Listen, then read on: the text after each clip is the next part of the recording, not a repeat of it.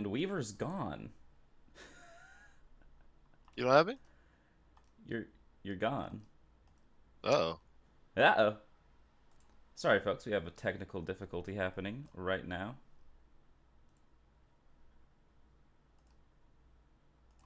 Ah, he's back. We're good. And that's how we start this one off. Well, first we had a slugfest followed by a pitcher's duel decided by a walk-off bomb. Anything can happen in postseason baseball, and in the first two games of this climactic semifinal series, both teams have proven that with resounding results. Now tied at one game apiece in this best of seven series, merzdrone and his Salt Lake Summits will take on bhagen and the Nanaimo Megafauna in what promises to be a series that will go down in AAA history. Good afternoon, and welcome to this production of the XBL Cross-Platform Baseball League. I'm Light Snack, aka Florabelle, aka your play-by-play announcer. With me on color commentary is the always wonderful Weaver for Prez. Weaver, you and Dwayne covered the first two games of this series. How are you feeling going into Game 3? I'm stoked. Those first two games, wildly different in their outcomes and the way they got there, but they were super fun to call, super fun to watch. The first game, a 7-4, pretty close game. 3-run game is close. A bit of a slugfest, five combined home runs between the two of them, and then game two, the complete opposite, complete pitchers duel. B Hagen going, I want 8 1/3 with his starter reliever. Um, and the game ends 1-0 on a walk-off home run in the bottom of the 10th. Like you said, two totally different games. I can't wait to see what happens in games 3 and 4. Anything could happen. Like you said, these two teams, the number 2 seed and the number 3 seed, they had the identical records in the regular season. The only difference in the seeding was the head-to-head record. Mm-hmm. So yeah, it's gonna be great. I have no doubt. It really feels like it's going to get as close as it possibly can be. I know you and Dwayne had your predictions because you guys do the weekly roundup. I didn't really get a chance to do that, but coming in late here at the 1-1 split, I'm going to throw my hat in the ring and Sure. say that this one's going to go the distance. I mean, this feels like it's the series that will go 7 games. And as to who's going to take it, I guess I'm kind of leaning towards Merz and his late effort, the way he hung in there throughout all of Game 2, after the loss in Game 1, being able to come out on top in that one. I'd love to see him go the distance. I'd love to see this go 7 games, and if Merz can win it, I think he has the chance. Yeah, I've got Merz as well. I think you had him flip flopped there. Merz took game one. It was B Hagen with the rebound, but Oh, that's correct. Sorry. yeah, right. But I also have Merz, but I mean it's not like if B Hagen won, I would be shocked. No, I don't think anyone would.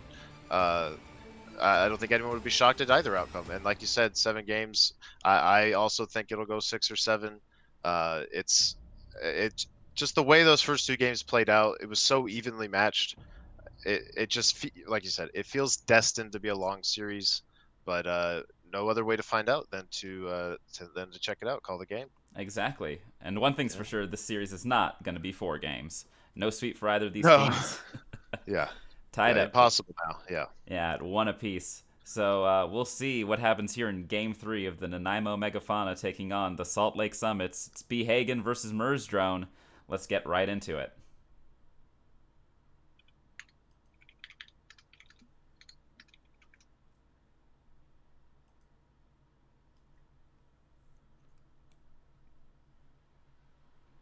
And it looks like we've got our teams setting up here, getting ready to uh, get things ready here at Big Sky, as where Game 3 will be held.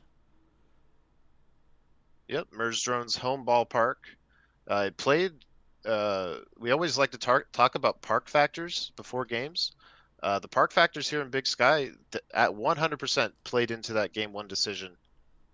Um, And if we could get the audio real quick on the Twitch stream. Factors here in Big Sky at 100%. There it is. And yeah, like I was saying, park factors. I want to say Merz hit a home run straight into the first row of that short left field porch. So we'll see how it goes going forward. And here we are loading into Big Sky, the Nanaimo Megafauna taking on the Salt Lake Summits. Oh man, I'm excited for this one, Weaver. I am as well. Beautiful day here at the old Big Sky Airport, the ballpark next to it, and we'll see how B Hagen handles this first inning. Bubba Blue coming into the batter's box to face off against Kyson Parker. First pitch of the game is a strike on the outside corner. The 1-1 to Bubba Blue. Swing and a miss. Got him chasing the off speed. He's going to go to that off speed again. Got him chasing again. Strike 3. Yeah, a bit of a different approach here. That first inning of the very first game, Merz punched out the side against B Hagen, all with ending the sequences with fastballs. There he gets with a changeup. Starting it off with a fastball again, 102 miles per hour down the pipe. Lays off the high two-seamer off the plate. The 1-1 is swung on. That's going to land for a single.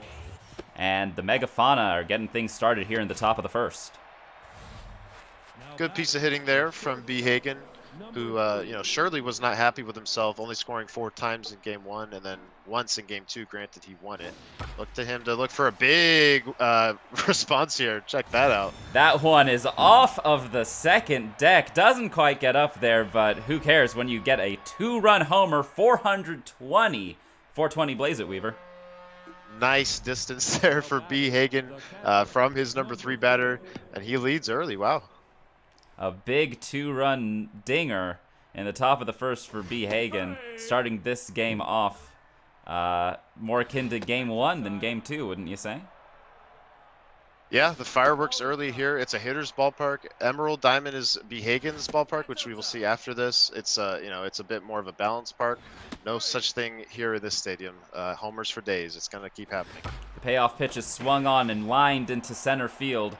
He's gonna round the base at first, looking for 2, and then gets quickly back to the bag at first base. Another hit for the Megafauna, a 1-out single.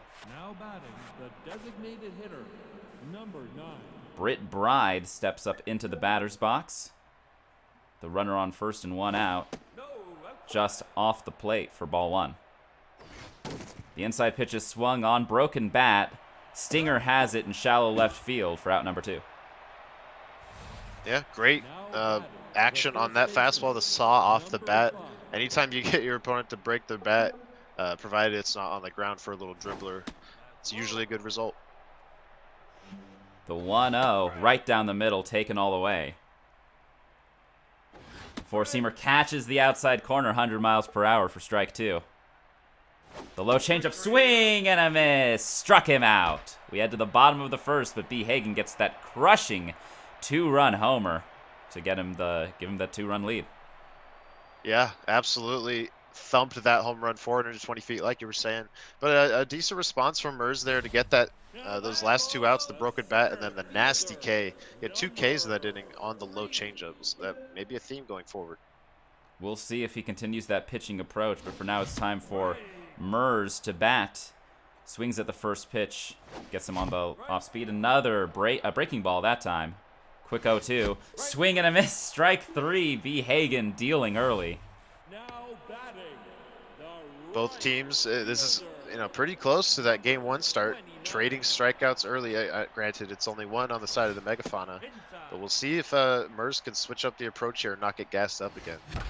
Brendan Basking-Chark gets driven into center field on that one. That'll reach the wall. Could be extra bases. The play at second will be late. It's a 1-out double for the Summits. Now back, the third baseman, Nicholas Day. number 14. Batting 3, a ton of power, medium contact and speed. Swings at the first pitch low, fouls it towards the dugout. The 0-1 high is swung on. Sperm picks it up on the hop, runs to first.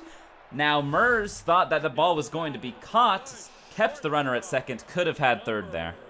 Yeah, bit of a base running mistake there, especially with the good speed. It may not matter all that much because of the good speed. Most singles are still going to score him. We'll see if that plays in. That one is driven but foul. 97 power and good contact, just couldn't get the timing right. Swings at the next pitch, grounded to Bowhead, fires it to first, out number 3. The Summits threaten, but they do not score. We head to the top of the second. B Hagen leads 2-0. Yeah, Merz down 2-0, but probably not too upset. with that first inning. He had a good drive in the gap, only struck out the one time. Number 6. So we'll see if he can respond going forward. Obviously, B. Hagen, though, looking to pile it on. Harry Humpback takes the first pitch on the outside corner for a strike. This time the breaking ball swung on. He catches up to it, driven into foul territory. No play for the left fielder. The 0-2 from Parker swung on and fouled. And swung on and fouled again. Catching up to that changeup, not letting it fool him for that strikeout as it had in the past. Another foul. Harry Humpback staying alive in this count. Great at bat here. He caught up to that one. Broken bat out. Hit to the glove of Day. Second baseman. Number 7. Yeah, Merz did an excellent job there expanding the zone. B. Hagen, his mindset there, all about fight, fight, fight, stay alive. Merz exploits it, gets him to swing up above the zone. Another quick 0-2 to Sigurd Say. Swung on, grounded to Day, picks it up, throws it to first for out number 2.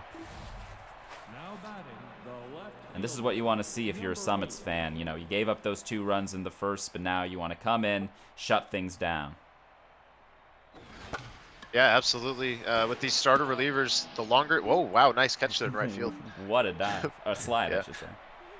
The longer you can go with these starter relievers, the better, because then it allows your better bullpen to not have to be overworked. So yeah, despite the 2 runs given up in the first inning on that big dinger, Merz probably not too upset with how it's going.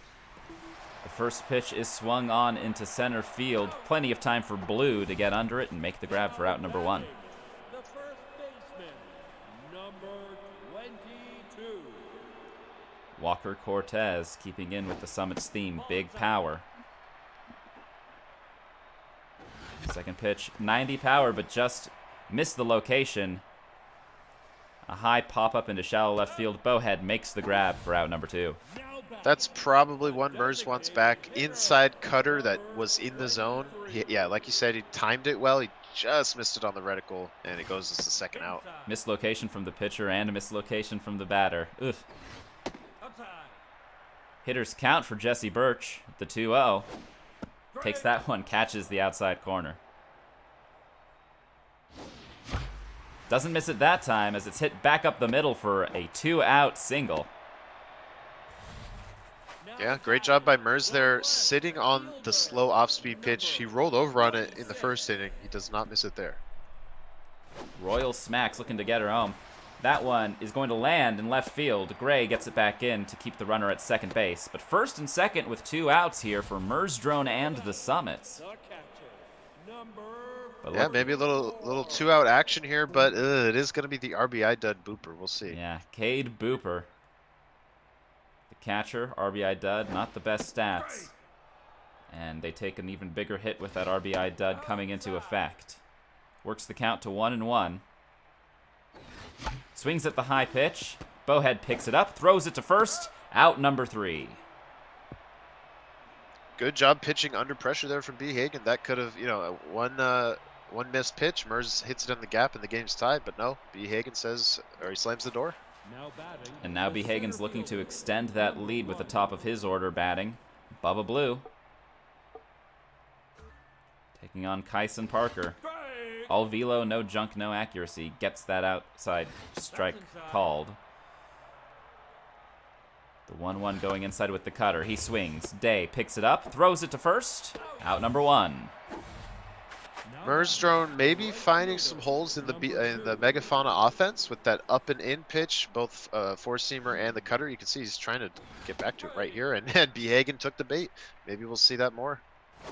Some excellent sequencing here from merzdrone, utilizing Kyson Parker. Strikeout, but the ball gets away from Booper, picks it up, throws it to first, gets the out. Wow, fastball in the dirt, fools B. Hagen. I'm going to go ahead and say that's mostly due to the high arm angle of the pitcher Parker, making that fastball sink rather than be straight. It's not an arm angle that you see a lot. This one is lined into the glove of Stinger with the jumping attempt there. Great little jump there from the Summits infielder. That was a theme in those first 2 games a few nights ago. Merz making the most of those jumping opportunities, especially on the left side of the infield. Top of the order for Merz now up to bat. First pitch hit right back up the middle. A leadoff single for the Summits. That's the second hard hit curveball in 4 batters, I want to say. I don't know if B. Hagen will throw another one for the next little bit here. B. Hagen taking a breather right here. Probably a mound visit to talk to Basking Shark, probably telling him to stay away from that curve. Oh! And Early after hook. only 2 innings of work, Brendan Basking Shark is taken out of the game. Cassandra Killer, the righty specialist, comes in. 2 innings of work, no runs allowed. The stamina wasn't even a factor yet. He was only at 20-something pitches. But he's got a big pen for a reason. He wants to use it. A very aggressive move. And another aggressive move, this time from the other team. Merz gets the stolen base, putting a runner in scoring position with nobody out. This one, hit into right field. It gets down. The runner rounds third. Sent home. The play of the plate is not in time, and it's an RBI double for the Summits. The stolen base pays off on the very next pitch. That's exactly how he drew it up. That's how everyone loves it to happen. And now the tying run is at second with nobody out. Bounces off the glove of the diving first baseman. Say can't pick it up. Gets it. Throws it to first for the out, but the runner will advance to third. A big runner there at third base. Just a hard hit bunt is all it was. The righty specialist's first pitch is high for a ball. Misses inside. Infield back, a lot of speed on third. Look for Merz just to make contact.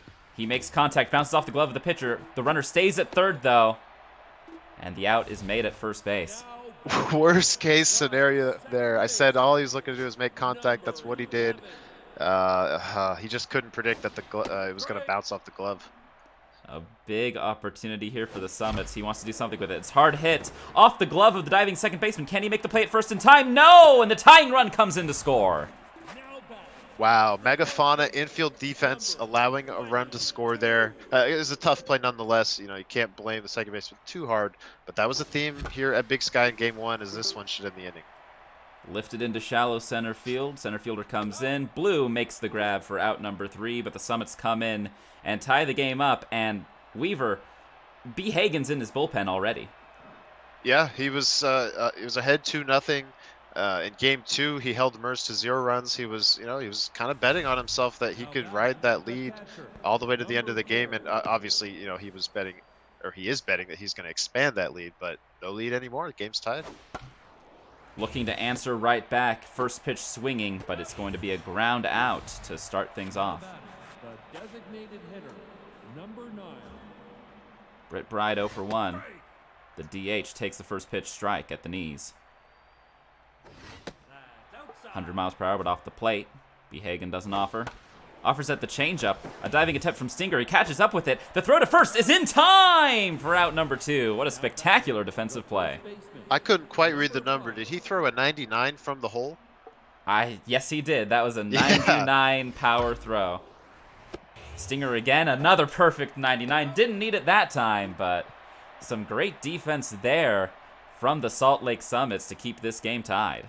Yeah, Stinger, that shortstop, having a heck of a series. I'm 90% sure he was the one who hit that Titanic shot for merzdrone in Game 1. And obviously flexing with the glove. Good work there. Doing some work here. First pitch is grounded to Say. Picks it up, throws it to first for out number 1. Bottom of the order here for the Summits.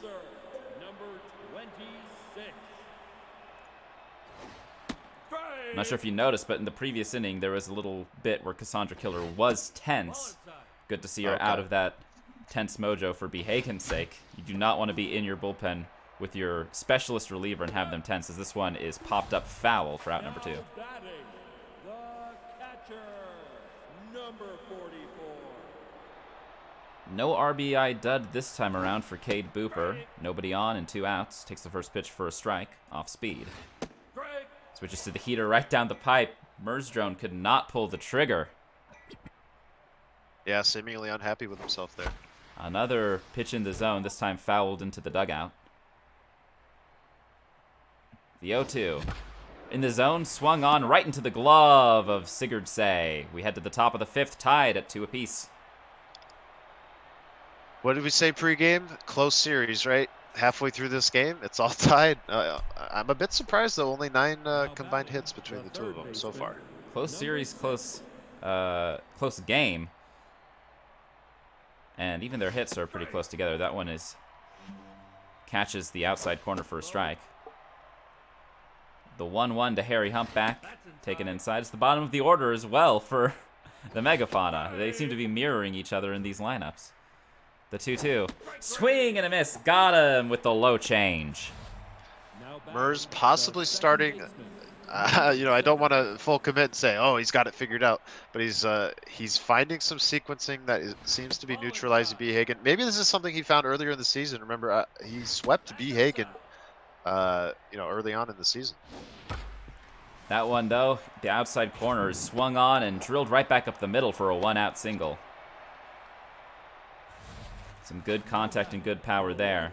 And you'll notice here, with CGP Gray stepping up to the plate, Kyson Parker is locked in, but his stamina is low. Stinger with a diving effort to get the grab. The throw to first will not be in time, but another amazing defensive play from the shortstop. Amazing play, almost turned into a disaster as he airmailed that throw. He's lucky he didn't get the little error in the overthrow, but in any case, 2 outs. Kyson Parker at 55 pitches thrown, looking to get out of this inning. The high fastball isn't offered at. The 2-2, low, swung on, dribbled in front of the plate. Booper's going to have to make the play at first, and he does. We head to the bottom of the 5th. Yeah, first time in a few innings that B. Hagen got a base runner, just couldn't go anywhere with it. It was super dangerous with that little blooper into the left field hole that Stinger dove for. That would have put a lot of speed on it first, and then the top of the order up with 1 out. It was not to be. And speaking of the top of the order, here are the Summits 1, 2, and 3 batters. The 1-1 from Killer swung on back up the middle, and that's going to be a leadoff single for the Salt Lake Summits. Now batting, the right fielder. Skyla Herring, 2 for 2 with 2 doubles and an RBI. Merz looking for her to come in clutch here. Swings at the first pitch, grounded to the second baseman. Bowhead has the throw to first, and it's a double play. That's a backbreaker right there. The leadoff single. Merz was feeling good, looking to take the lead here. Starting to get late in this game, but no. The big clutch double play for the Megafauna. Good job by B. Hagen. The 1-0 is swung on, lifted to Sperm, right along the first base line. And that's out number 3. We head to the top of the 6th, tied up at 2-2. 2, 3, and 4 here for the Megafauna. Super dangerous part of the lineup, and Merz recognizes this. He's gonna go probably to Mason. Yeah. Anytime you can get 5 innings out of your reliever, 5 innings out of your starter reliever, right, and come out tied, I think that's a very good effort. Yeah, it's a far cry from the 2 innings, 2 1/3 or whatever from the Megafauna starter reliever. So yeah, good job there for the Summits. K-Man activates. This one is dribbled towards the hole. Stinger's going to have to hurry to make the throw to first in time for out number 1. Now batting, the shortstop, number 3. Betty Bowhead steps in, facing off against Anthony Mason. Slider catches the outside corner for strike number 1. She had the shot in the first inning. Very dangerous hitter. That's inside. The 2-1 catches the outside corner at 102. K-Man activates. Swung on, dribbled towards Burnswell. Picks it up, throws it to first. Out number 2. Now batting, the catcher, number 4.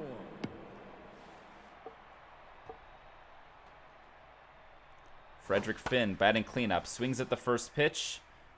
Into left field, smacks with the grab. We head to the bottom of the inning.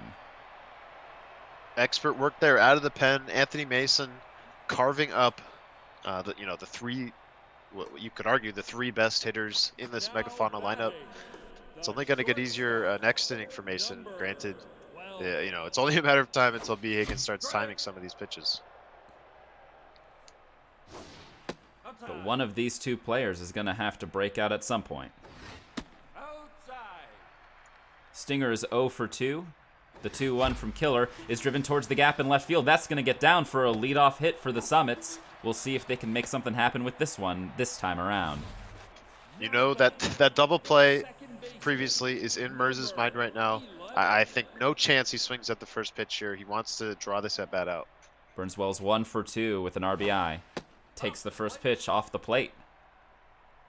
The 1-0 swung on and fouled into the netting behind home plate. Runner on first and no outs. Strike right at the knees. The 1-2. High and inside, swung on towards shallow left field. Gray is able to run in and make the catch. Now batting, the first baseman. That brings up Walker Cortez, who's 0 for 2. The number 6 batter. Righty versus righty. Specialist activates for Cassandra Killer. The first pitch is inside for a ball. Catches the outside corner that time. Could be last batter here for Killer. We'll see. The 1-1, a check swing on the high inside pitch. Ooh, a little floater there on the outside corner. Catches the plate, not offered at. The 2-2 to Cortez. No, he's going to try to steal. Caught stealing. Oh, Merz. I'm sure not happy with himself there. Just a We'll see if he can salvage the at-bat, though. A mistimed steal there, the payoff pitch. Struck him out looking. That nasty breaking pitch. Catches the outside corner and sends us into the top of the 7th. Wow, just like that, the inning ends, and now Britt Bride, who was the hero of Game 2 with the walk-off dinger, bats, and Merz maybe needed to collect himself here for a second. A big opportunity there again for Merz, getting a leadoff single 2 innings in a row and unable to convert that into anything. It's tough to get past this, possibly just taking a moment here. I don't think there's a chance he takes out Anthony Mason. Only 10 pitches thrown. No, certainly not a pitching change coming up here. Though, talking about pitching changes, that might have been the last we see of Cassandra Killer pitching for the Megafauna. I would guess so. Her stamina was really starting to deplete on that last batter there, the righty. But obviously Behagen leaving her in to face the righty because of the specialist trait. Merz, has the staggered righty-lefty in his lineup, so I would assume we shall see a different pitcher going forward. Looks like Merz is back. No, Behagen with a message, checking in on Merz. Other way around. Oh, no, there was another message, not in the game. Oh, gotcha. Yeah. That one is drilled to right field. Could be the go-ahead homer. It is gone. Wow, off the facade of that second deck, Behagen with the big statement, outclassing his previous home run by 10 feet. Was that Britt Bride, like I was saying, the Game 2 hero? I believe it was. Britt Bride. Number 5. And now the Megafauna lead it 3-2. Here in the top of the 7th, a big run there for the Megafauna. Anthony Mason needs to keep this game where it is. Big strike on the outside corner. K-Man activates the low pitch. Swung on and missed. 104 miles per hour. Sit him down. Yeah, it looks like Merz's sequencing is still, executing the way he wants it. Not entirely certain what was going on with the long pause, but maybe that affected that pitch that was driven out. This first pitch is swung on into foul territory. Day makes the grab, and we're 2 away here. Number 7. Sigurd Say swings at the screwball inside and swings at the slider off the plate. This time it's popped up into right field. Herring makes the grab. We head to the bottom of the 7th. A big home run for the Nanaimo Megafauna puts them up 3-2. Merzdrone with the bottom of his order, going to try to answer back. Still plenty of time for both of these teams to add runs here. Behagen looking for insurance, obviously, when he returns to the plate. And Merz, as he's got to face a new pitcher here, like I was hypothesizing. Merz looking to catch up, only needs the 1 run. And here we have that pitching substitution. Gregory Greatwhite. 4-seamer, 2-seamer, screwball, and change. All of this pitches with movement towards that same area of the plate. Second pitch is swung on Popped up on the infield. Humpback makes the grab. Yeah, maybe Merz is a bit fooled there. Like you were just saying, all those pitches, in theory, besides the fastball, are going to move from Merz's left to his right. So when that pitch was, placed pretty darn well in the outside corner, maybe Merz in the back of his mind thought it was going to tail back, but it didn't. That pitch had some movement on it, but Merz able to get a hold of it. Lined that one softly into center field for a 1-out knock. The catcher, number 44. No chance, in my opinion, no chance Merz is going to, even though he's going to put in a pinch runner most likely. No, pinch hitter. Oh. I guess that removes what I was going to say. No chance he was going to steal, right? Right. Yeah. Decent speed, though, on it first. Righty on lefty matchup. Takes the first pitch right down the middle for a strike. The 0-1 to Peach Edwards, the contact hitter. That one lined over the glove of the jumping first baseman. First and second with 1 out here for the merzdrone, for the Salt Lake Summits and merzdrone. As that ball gets the Salt Lake merzdrones, right? The merzdrone Summits. The what? Wow, Quincy Johnson here up in a big spot. Remember, it was a pretty quick answer from Merz after he went down early, and now he's looking to answer here late. Quincy Johnson, the #1 batter, 2 for 3. Power versus lefties. The tying run at second, the go-ahead run at first. Swings at this pitch off the plate. A slow roller, though. He gets the out at second, fires on to first, not in time. Second lease on life here, but it's all up to Herring. Skyla Herring with a big RBI to her name in this game. Runners at the corners with 2 outs. First pitch, 101 miles per hour on the inside part of the plate. Lays off that heater. The 1-1 to Herring. Catches the high part of the zone. The 1-2. Swung on, protecting the plate. Fouls it off. The 1-2 is lined softly into left field. Gray makes the grab. And merzdrone threatens but cannot get the score that he needs. We head to the top of the 8th. Yeah, I thought maybe for a half second off the bat that had a chance of falling in, as Merz needs someone behind the plate that can actually catch. So he'll go to the bench. Number 9 hitter up here for the Megafauna, tons of speed. The 1-0 pitch is swung on and missed. Gray is 0 for 2 on the day. The 2-1, not close. We'll see if Gray swings here. He does. Lined strongly, but just foul. K-Man activates for Mason. This one is crushed into left field, but it doesn't have the height to get over the wall. It's going to go down as a long single. Wow, even with that 90-plus speed, I believe, in the form of that 9-hole hitter, it's off the top of the wall, but Merz plays it perfectly. And but we'll see how that plays out. Tons of speed at first. B. Hagen needing insurance. We may see a bunt or a steal here. I'm not sure exactly if that's part of his repertoire, though. We'll see what B. Hagen does here as the first pitch is just in there for a strike. Change up, taken. No movement from the runner at first. The inside pitch is swung on into no man's land in left field. No one's going to get to it. We're going to have runners at the corners with nobody out. Ooh, disastrous hit there if you're a Summits fan. Just finding grass there in the Bermuda Triangle left center field. It would take a miracle for Merz to get out of this without allowing anything. He's probably going to have to concede something here. This one is bunted. The suicide squeeze trying to get the runner into first.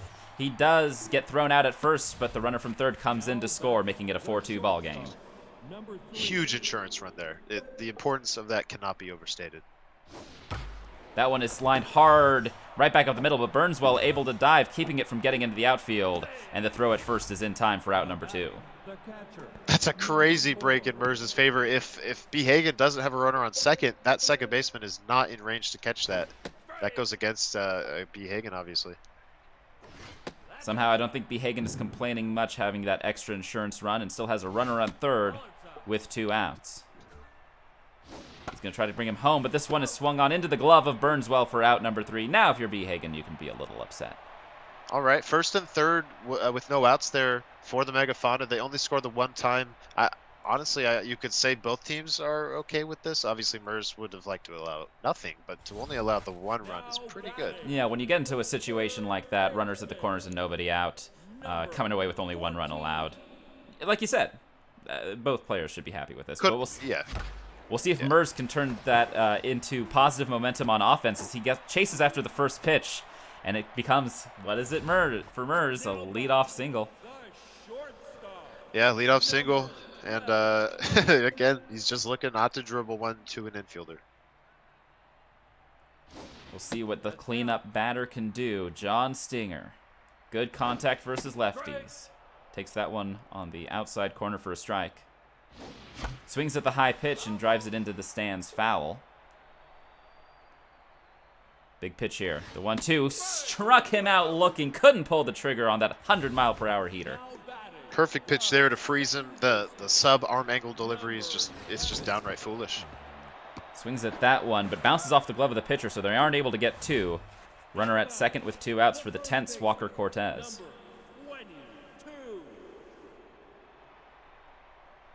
Looks like Merz will leave the tense batter in. Swings after the first pitch. Say picks up the slow roller, throws it to Sperm for out number 3. We head to the top of the 9th. B. Hagen leads by 2. Yeah, it's been the story the last 5 innings or so on the side of the Summits. Early base runners, but just unable to generate further momentum than that. First pitch to Britt Bride is high. But this one is not, and she's able to line it into center field for a leadoff single. We'll see if B. Hagen can get some insurance runs here as he tries to get win number 2 in this best of 7 series. The 1-1 catches the outside corner for strike number 2. Goes to the off speed, and it's lined into the glove of the diving Day at third base. That left side of the Summits infield, Stinger and Day, absolute stars in the field in this series. Keeping this game as close as they possibly can given the circumstances. The Summits trail by 2 here. Runner on first for the Megafauna. Britt Bride is leaving the game for a pinch runner, it looks like. This one is knocked into left field. A little soft line drive. First and second with 1 out for the Megafauna. Yeah, B. Hagen obviously wanting more. 2 runs against the number 2 seed is not what you would consider a safe lead going into the 9th. He would like more. No lead is safe. A hitter's count here for Say.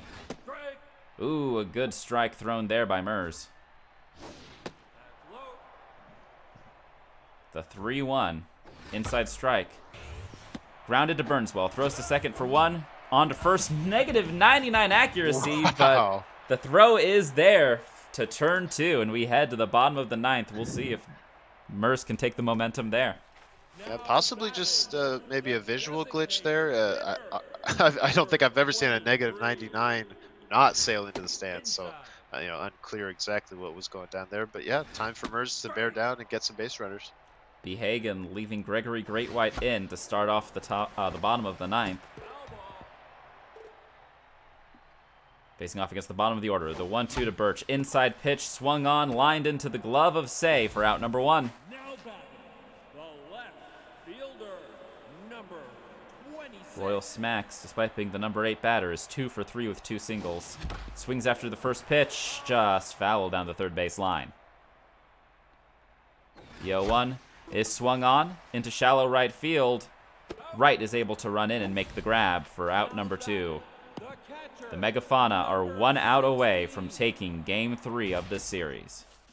Merz down to his final out. He's considering his bench. He'll go to it. He knows he's a bloop and a blast away from tying this thing. We'll see. First pitch in there for a strike off speed. The 0-1 from Greatwhite is swung on. The leaping attempt from Bowhead! She snags the ball to end the game. What a way to cap that off as the Megafauna take a 2-1 lead in the series. They're in the driver's seat now, looking to expand it. But yeah, we've been talking about the left side of the infield for the Summits. Not to be outshined there on the last pitch. is Betty Bohead, the shortstop for the Megafauna. She was making a lot of great plays herself in games 1 and 2 a few nights ago. Absolutely, and in this game, you had a lot of different things going on there. You had some really great pitching moments from both of these players, and then a lot of great defensive moments and great batting. Like it was a trifecta there, really. Yeah, we've that's now like the third game out of the 3 games where I would say um, the outcome and the way we got to that outcome were diverse. We had the slugfest in game 1, the pitchers duel in game 2, and then somewhere in the middle there for game 3, only 6 combined runs scored between these two powerhouse teams. Uh, we shall see how game 4 transpires here momentarily. We saw a lot of lead-off singles between both of these teams, and very seldomly did those turn into actually manufactured runs. It'll be interesting to see if the pitching or the batting ends up being more of a deciding factor here in Game 4 that we're heading into. Yeah, those attempted rallies, they worked for Merz in his 2-run inning. They didn't really do a whole lot for Behagen. They got him his 4th run, but the 4th run didn't end up mattering as he won by 2. But Behagen's first 3 runs all coming on the solo shot. He now leads the dinger race, if you will, by a score of I want to say 6-2, 6-2 or 7-2. He's out homering Merz by a fair margin, and I would expect that margin to stay pretty distanced, just based on what we've seen.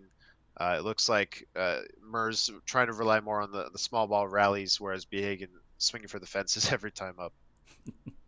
And we'll see how the slightly larger dimensions of Emerald Diamond come into play as we head to Game 4 of this AAA XBL semifinal series.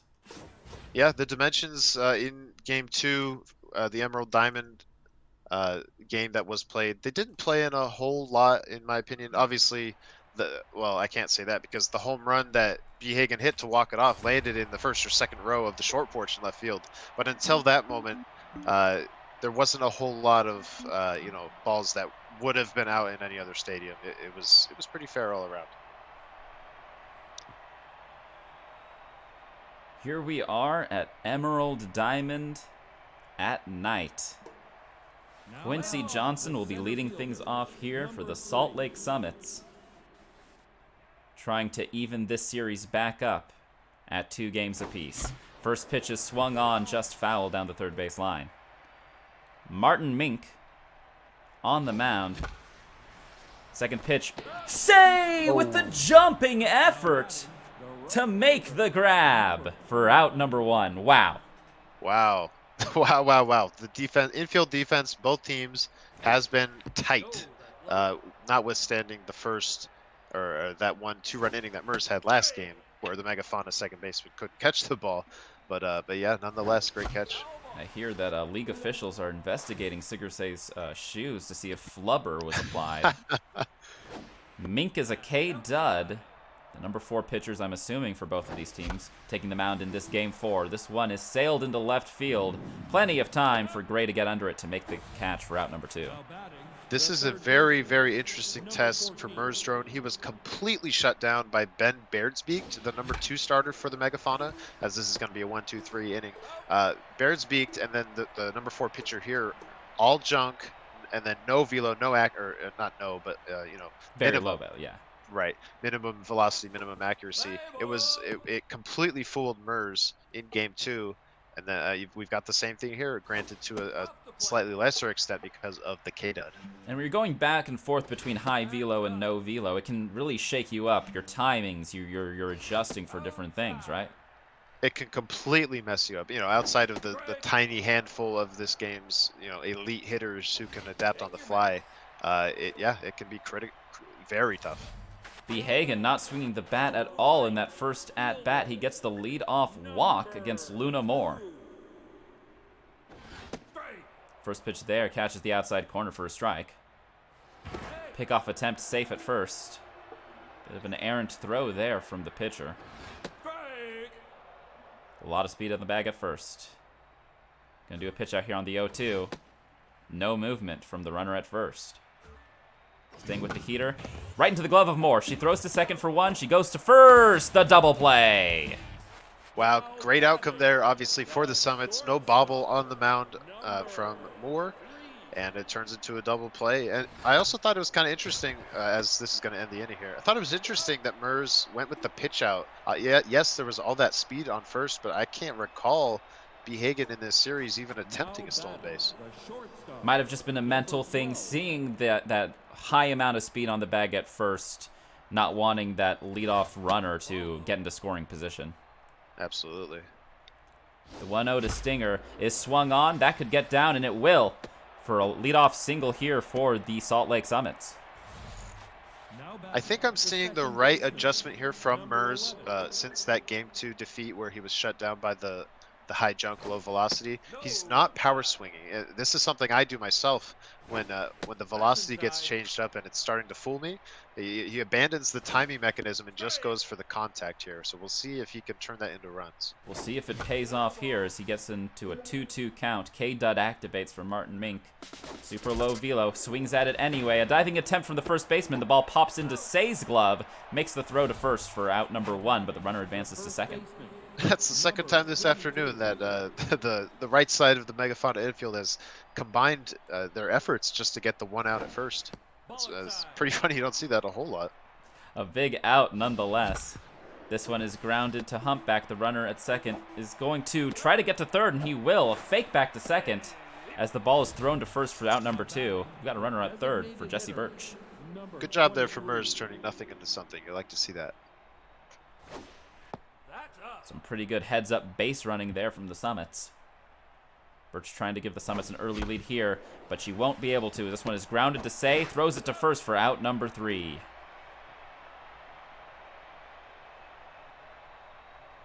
Four, 5, 6 batters due up here for the Nanaimo Megafauna. B. Hagen able to get out of the jam in the top of the inning. We'll see what his bats are able to do here as he takes the first pitch low and away. Big swing and a miss there. The 2-1 going with the heat. This one is lined into center field for a leadoff single. That's when Merz probably wants back, as far as pitching goes. A bullseye that he just didn't quite hit, getting too much bloom there. The key with these starter relievers, if you want some length out of them, not only do you need to obviously avoid being tense, but you really want to work towards that locked in. It was not in the cards last game because he gave up the early homer. Still a chance for it here. Key will be for him to keep runners off the base paths. This one is lined foul. Smacks is going to make a running effort for it, but it will be off the wall. The 1-2 from Moore. Another foul. That's another thing. You want to keep that pitch count down. Yes. And these at-bats that are getting extended, not in the favor of merzdrone, but she swings at the low change for out number 1. Yeah, still a decent at bat there for B. Hagen, drawing out that pitch count. Like you said, when you face an opponent who is reliant on their bullpen, you know you're going to have to face it eventually. So the key is just to get to it ASAP. B. Hagen doing a decent job of enacting that plan. Ooh, that one left up in the zone a little bit. B. Hagen probably wants another swing at that. Gets a foul. Swings after the low change again as a strikeout pitch. Merz starting to utilize that low change as a strikeout pitch, as he did in the previous game. I think B. Hagen started laying off of it a little bit towards the end of that game. He's going back to old habits here. Yeah, new game. Even if they're played back to back, just everything can change. Just when you get that little break in between games. Low heat is swung on into right field. Herring makes the grab for out number 3. We head to the top of the third. One hit for each team, but the score 0-0. 8-9-1 here for the Summits. If they want to have a better chance at scoring here, they need to get either the 8 or the 9 on. Is this one may find grass? Oh, Bowhead says no as she makes a diving effort to get out number 1. My, these shortstops, I tell you, they're having a day out there. Both of these teams infield doing some amazing work on defense.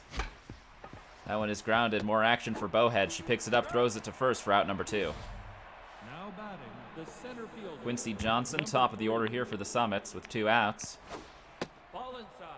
Martin Mink is locked in, so we see a little boost to that velo. That's outside. Yeah, marginal boost there to the velo. That'll help a lot when he does get to those 2-strike counts and the K-dot activates, as he has himself a 1-2-3 inning. Nice job there. Bottom of the third, 8-9-1 due up for the Megafauna. Now batting, the second baseman, number 7. Sigurd Say. Strike. Ooh, a nasty little two-seamer there from Luna Moore for strike number 1. This one is hit into foul territory. Smacks is going to make an effort. The dive, not close. 2 strikes. He's, yep, going in the dirt. Had a feeling. That's down. Stays with the heater, but B. Hagen does not offer. Goes upstairs, no offer. Switches to that low-speed changeup, gets him swinging, but the ball gets away from the catcher. The play at first will not be in time. The strikeout's recorded, but the runner is safe at first. Ooh, not what you want. We were talking about starter relievers and the need to be efficient. That's not on her, obviously. That's on Booper, the catcher. Not a good play there. Luna Moore is locked in here. We'll see if she can get a crucial double play ball, or if B. Hagen can take advantage of this opportunity. This one's hit towards the gap in infield, and it gets through. Herring's gonna have to throw it in. First and second with nobody out for the Megafauna. Merz not electing to dive there. Maybe, you know, he in his mind he could have scooped that up and turned it to second to try and get the double play with the average speed running. But not diving, it ends up biting him for a single. Mojo back down to neutral for Luna Moore as that low changeup is swung on into center field. The bases are loaded for the Megafauna, and nobody's out. Oh my! Number 2 batter in the order here, Betty Bowhead on deck. Huge chance for B. Hagen here, and sensing that obviously here is Merz. A pitching decision that paid off big time for B. Hagen in the last game. Merz taking a page out of his book. Only 2 innings from the starter reliever. A bunt that could get the first run in, and it does. Out at first, but the runner from third comes in to score. 1-0, B. Hagen leads. That is a lot of confidence in that B. Hagen has to bunt there with the bases loaded, because if it's right, you know, if it's even near the pitcher, they can just flip it back to the plate for the force out. No tag needed. The screwball swung on hard, but into the glove of Stinger. A big out there for Merz. RBI man here on Finn. Huge stats from the cleanup batter. Second and third with 2 outs. Lays off the first pitch screwball off the plate. Anthony Mason trying to shut things down. The soft dribbler to Stinger. Picks it up, throws it to first. Out number 3. That's big for the Summits. Bases loaded, no one out. You know you're almost never in that situation. Never say never, but you're almost never gonna allow no runs. So to only allow the 1 run to mitigate that damage, that could be a positive momentum shift. B. Hagen probably kicking himself right now.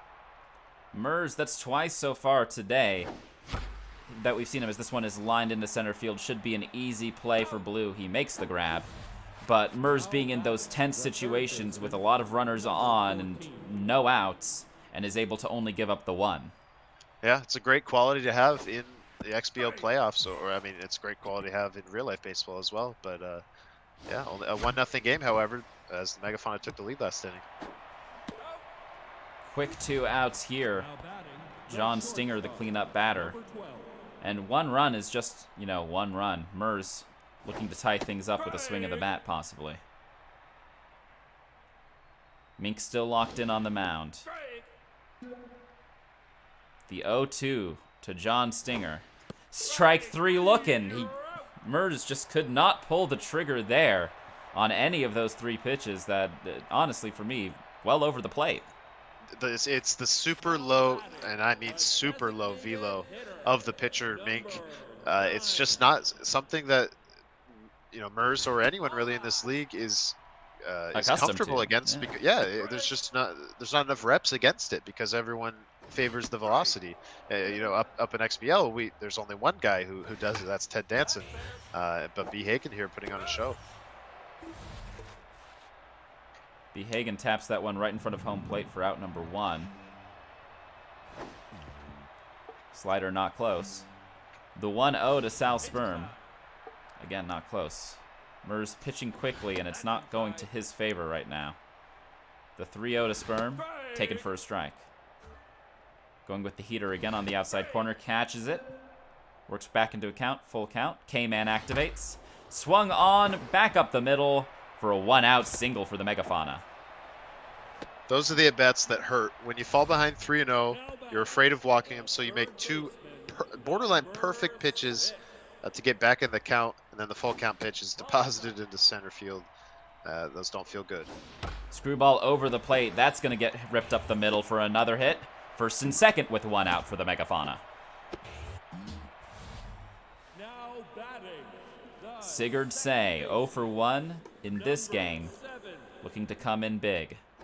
That's inside. B. Hagen trying to put some distance between himself and Merz both in this game and in this series. The inside pitch is popped up into deep left field. Smacks with the grab right in front of the warning track for out number 2. Probably Merz's heart there, skipping a beat on that pop fly. Anything with the bit of oomph behind it towards that left field wall here at Emerald is scary. Screwball over the plate again, but not offered at this time. No, outside. Staying with the screwball is Mason. The 1-1 ripped up the middle, but Stinger able to pick it up. Throws to Cortez for out number 3. The Megafauna threaten, but they do not score. Good job once again from Anthony Mason getting out of a jam. Number 11. Merz so far, though, only 1 hit. Swings after the first pitch. Say picks it up, throws it to first for out number 1. Now batting, The first Summit's baseman, currently struggling against this low velo pitcher, the number 4 in the rotation for the Megafauna, Martin Mink. Locked in, only 35 pitches thrown here in the 5th. Ball inside. Trouble finding the plate here, the 2-0. Swung on, fouled. Again, that low velo. Trying to time it right. This one's hit towards the gap. But Bowhead, another diving catch from the all-star shortstop. Not only a fantastic job diving and collecting it, but collecting it before it hit the grass or the dirt rather. You never know with the runner going down the line if that's a single or an out. Martin Mink gets her to chase the low pitch. Say picks it up, throws it to first. We head to the bottom of the 5th. The Nanaimo Megafauna have a 1-0 lead, and the top of their order is due up. Mink here, absolutely walking in the footsteps of Baird's Beaked, his teammate in the rotation, the Game 2 starter for the Megafauna, who completely shut down merzdrone. It's happening again, same stadium, same. It's a nighttime game. Everything is the same, except the difference now. The Megafauna had the lead early in this game, as opposed to Game 2, where they had to walk it off. K-Man activates for Mason, just misses outside. The payoff pitch to Bubba Blue, swing and a miss. Got him swinging. Now batting, the right field. Well-positioned heater on the high and inside part of the plate. And B. Hagen couldn't lay off of it. First pitch swinging this time around, lined into the glove of Smacks in left field. 2 away. See if Bowhead can do anything in this game. She's been silent ever since that first inning bomb that she smacked in Game 3. A few 25 minutes ago or so. And she finds herself in a hitter's count. You know, if I'm B. Hagen and Betty Bowhead goes hitless in this game, I'm okay with that, with how she's been performing on defense. True, value is value. K-Man activates for Mason. The payoff pitch to Betty Bowhead is crushed into center field. That's not going to get caught. It's going to be off the wall in center field. A 2-out double for Betty Bowhead.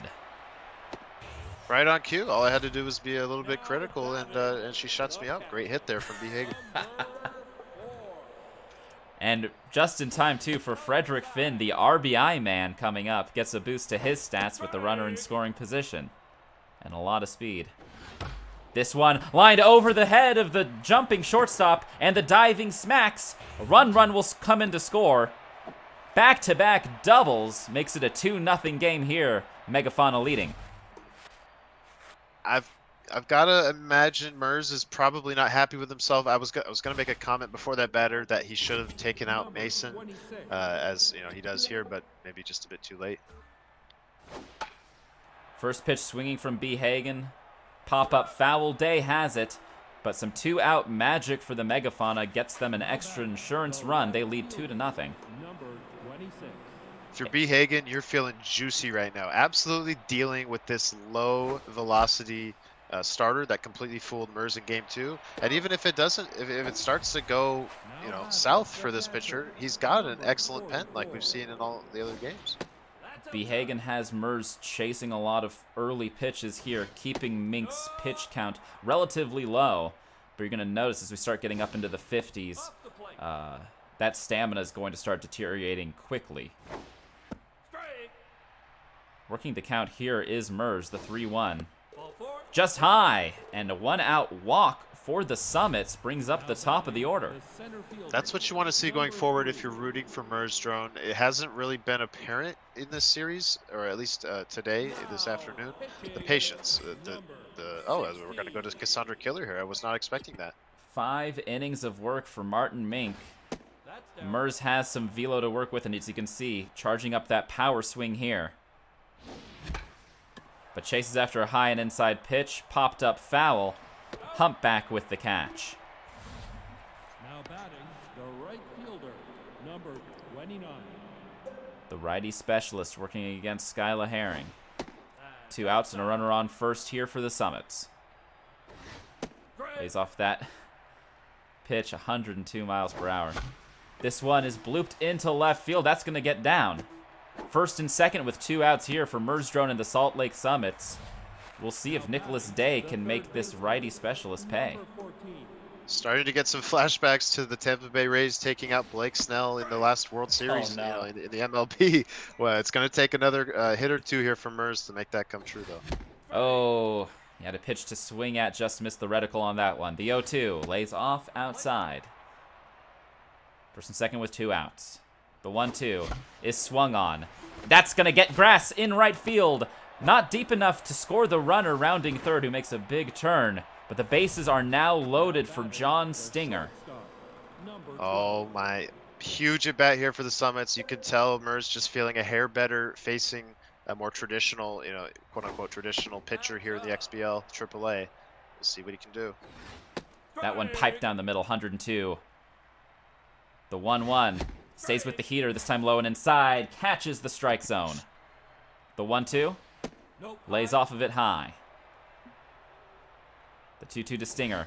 Swung on late, that's fouled off, but it's hanging up in the air. The right fielder, with the diving effort, can't catch the ball. That's huge. Another big pitch here. Lays off the outside pitch. Bases loaded. 2 outs. Swung on into the glove of Bowhead. Hard contact, but just not where Merz needed it to go. A big out there for bhagen. That's a heartbreaker for the Salt Lake Summits. Bases loaded, full count, 2 outs. You send all 3 runners, and you make good contact. He just doesn't get the lift to get it over Bowhead. He doesn't hit it down the middle or to her left. It goes right at her. That's a heartbreaker. This pitch is swung on to Stinger, picks it up, throws it to Cortez for out number 1. If you're merzdrone here, you just gotta hunker down, get through these batters here, try not to give up any more runs, and recreate what happened in that previous inning and try to get through. Yeah, absolutely. merzdrone. Oh, hold up, sorry, that was a nasty high and inside heater for strike 3. Wow. Yeah, right on cue. I was going to say, he was the Von Asen Award winner in the AAA this year, as this one should be catchable. He was the Von Asen Award winner in the AAA this year, a.k.a. the best pitcher in AAA. So, in his mind, he's got to trust himself to keep bhagen from scoring anymore. But he wasn't a bad hitter either. He was the number 2 seed, not just on his pitching. He's got to trust himself that he can score twice and then, hopefully for him, take the lead. Obviously, bhagen trying to prevent it. 5, 6, 7 batters due up for Merz in the Salt Lake Summits, now working with that higher velo. We saw a little bit of success for him. Oh, a jumping attempt by the third baseman. He wasn't able to get a glove on it. Starts running towards second, but quickly gets back to first base. Does merzdrone, leadoff runner. Big mistake there from the Megafauna. It looked like he would have caught it if he had just done nothing. It was a hair hard to see on my screen. But let's see if Merz can turn it into something, or if bhagen can shut it down. Pickoff attempt. Runner on first and nobody out here for Walker Cortez. Oh, a big breaking ball that catches the outside corner. And swings after that low pitch, bringing the count to 1-2. Cortez is hitless in this game. But he gets a hit there, a big knock up the middle. Thinking about third, gets back to second. First and second with nobody out for Jesse Birch. Merz trying to continue his success from the previous inning. We'll see how this plays out. 7-hole hitter, 2 batters away is Cade Booper, the RBI dud.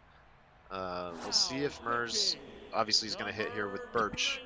We'll see what he does as he gets here into the bottom of his order. And the hero reliever for the Megafauna comes in. The guy who was able to close things out in the previous game, Gregory Greatwhite. Some good pitches there. Brings the count to 1-2 against Jesse Birch. Swings at the inside pitch. Can it get down? No. Humpback makes the diving effort. Gets to second for the double play. A huge defensive effort there from B. Hagen and the Megafauna. What a play from B. Hagen. Clutch to get it back to second quickly. That's a dagger in the hearts of the Summits. And he swings after the first pitch. A frustrated merzdrone.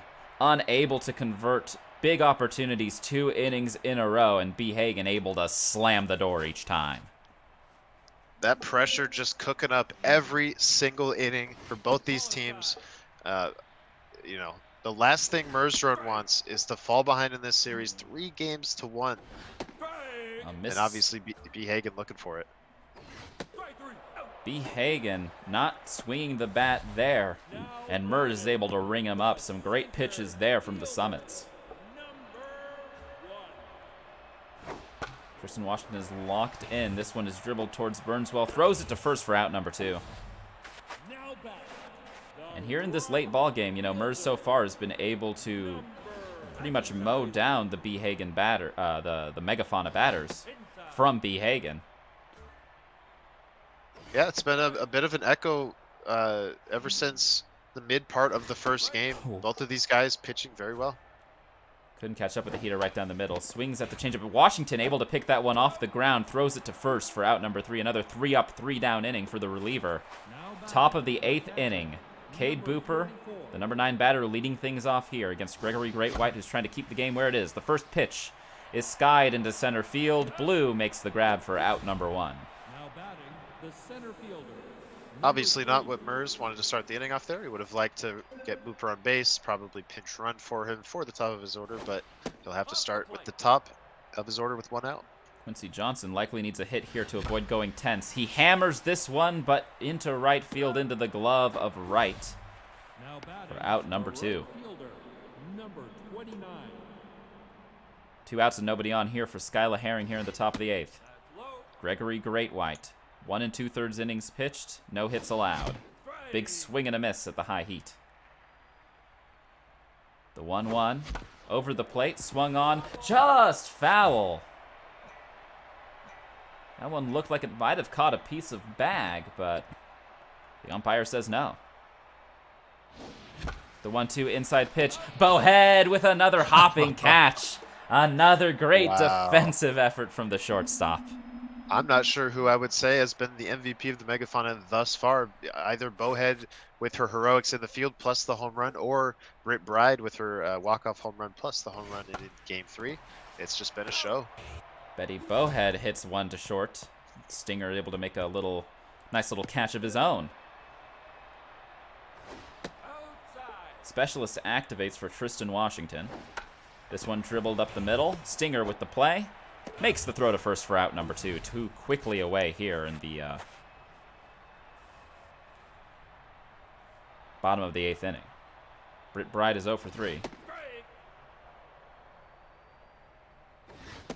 Ooh, 2 quick strikes there.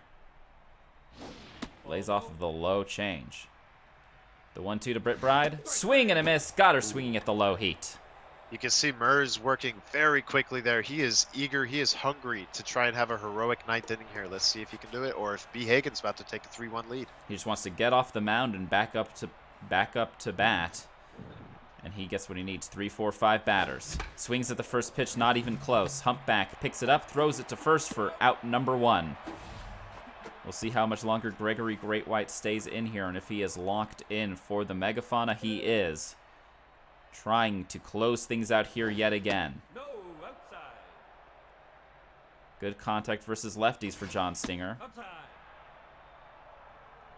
The 2-0 to the shortstop. Not close. Outside. Almost definitely going to see a strike here. The 3-0 Strike. catches the strike zone in the lower part. The 3-1 pitch, high and inside, it might have been a ball, Foul ball. but the Summit's able to battle it off. Brings the count full. High pitch, swung on and fouled. A big batter here for B. Hagen to try and get through. Low and inside, swing and a miss. Got him. Wow, that pitch not even close to the zone, but Merz in that full protect mode. You know, the last thing he wanted to do was get caught looking, so he went fishing. That's when he wants back, and this might end the game. The first pitch swinging into the glove of Gray in left field. The Megafauna win 2 in a row tonight to take the series lead to 3-1. They are 1 win away from punching their ticket to the AAA World Series. Wow, commanding performance from B. Hagen in both of these games, holding Merz to the 2 runs in Game 3, and then shutting the door, slamming it, resounding fashion there in Game 4 with the shutout. Not a lot more you can ask for if you're B. Hagen, if you're a Nanaimo Megafauna fan. That was dominance on the mound. And it was a bit of a mirror game there. That Game 4 is very close to how Game 2 played out with the low velo at Emerald Diamond, fooling Merz, really neutralizing those tough Summits bats. Honestly, it was one of those games that had you on the edge of your seat the entire time. I mean, yeah, B. Hagen did have that lead, but in both of those games. But at any moment, you could feel that Merz was really trying to turn the table, turn the tide back in his favor against those whales. Unfortunately for him, he had those big opportunities, just wasn't able to get it done. But, you know, props to both of those teams for just some amazing defensive efforts. We kept on talking about how well the defense was playing, and their bats were also, you know, coming through with some big hits in some big ways. Yeah, like you said, the defense was shining bright for both teams, especially those shortstops, Bowhead and Stinger. And then, of course, shout-outs to Say, the second baseman for the Megafauna, and, of course, Nicholas Day, the third baseman for the Summits. They were on point all afternoon, and it results in a 3-1, a big, commanding series lead for B. Hagen, for the Megafauna. But, you know, it's not over yet. 3-1, that's the dangerous meme lead. If you lose that lead, you become the butt of jokes. So still pressure on B. Hagen to close it out. And you know, Salt Lake Summits fans not going to give up yet. He's got comeback potential. Merz has to win 3 in a row here, and you know, anything can happen. I think he has the chance to do it. These games have been close, very, very close, and some big plays on both sides. I think Merz has a really good shot, you know, of trying to make this very competitive, trying to get back in it. He's not going to go down without a fight, and I'm really excited to see how this series ends up going. The merzdrone will have home field in Game 5. We'll see if he's able to, take advantage of that, make that a momentum shift as he tries to win 3 in a row to punch his own ticket to the World Series. Yeah, if he is going to make that tremendous comeback, he will have the advantage of, if he pushes it to Game 7, he'll have 2 of those final 3 games at Big Sky Ballpark where he's played all season. But I don't think B. Hagen is too terribly worried about where he plays. He probably is feeling pretty good right now. He's feeling like his pitching is super dominant. It's going to be up to him to keep that up, keep up the good sequencing, the good bullpen decisions. That's another thing today. His bullpen decisions pretty much worked out perfectly. I made the allusion to Kevin Cash and Blake Snell, but it did not play out that way, thankfully, for the Megafauna. We shall see going forward if he can keep pitching like that, or if Merz can wake up those bats and maybe lay off some of those outside pitches a little bit more. We'll see. It's going to be exciting. And if Merz does end up winning Game 5 and Game 6, he will have to face another low velo, high junk starter from B. Hagen, and it'll be really interesting if it gets to Game 6 to see if Merz is able to adapt to that, as Bhagen was able to win both of the games that he had with those low velo pitchers. Right. Game 6 would be a rematch with Ben Beardsbeek, who dominated Game 1 with 8 1/3 shutout innings.